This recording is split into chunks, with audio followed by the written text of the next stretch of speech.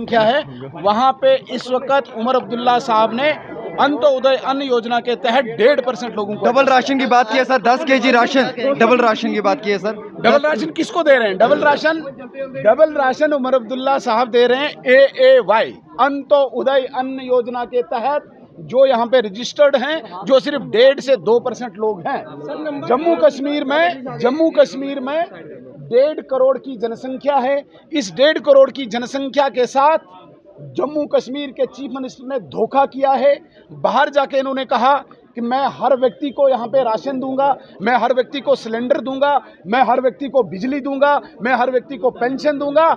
अंदर जब आए और अंदर उन्होंने घोषणा की, it is only for AAY is Antyodaya अन्न योजना के तहत जो रजिस्टर हैं उन्हीं को 200 यूनिट बिजली। वो केवल 1.5% लोग जम्मू कश्मीर की जनसंख्या में है।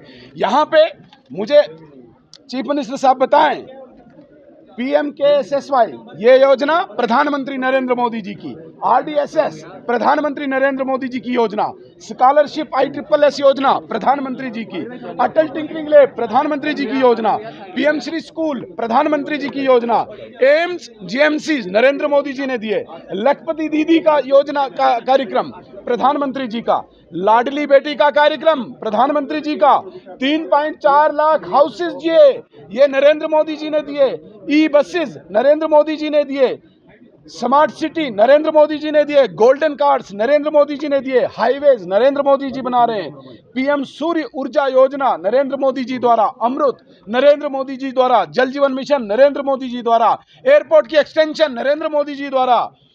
आप मुझे बताइए, उमर अब्दुल्ला साहब 9000 self help group Narendra Modi ji द्वारा बनाए गए। यहाँ पे आपने दिया क्या? आपने तो बड़े बड़े वादे किए थे स्टेज पे जाके, जब चुनाव हो रहा था आपने बताया था जम्मू कश्मीर की पूरी जनसंख्या को मैं 200 यूनिट बिजली दूंगा, आपने बताया था कि मैं हर घर में सिलेंडर पहुंचाऊंगा, आपने बताया था मैं हर घर में पेंशन पहुंचाऊंगा। मैं आपके माध्यम से सवाल पूछना चाहता हूं उमर अब्दुल्ला साहब, AAY that is only Antyodaya अन्न योजना के तहत जम्मू कश्मीर में जो रजिस्टर्ड लोग हैं वो सिर्फ और सिर्फ 1.5 से 2% लोग हैं।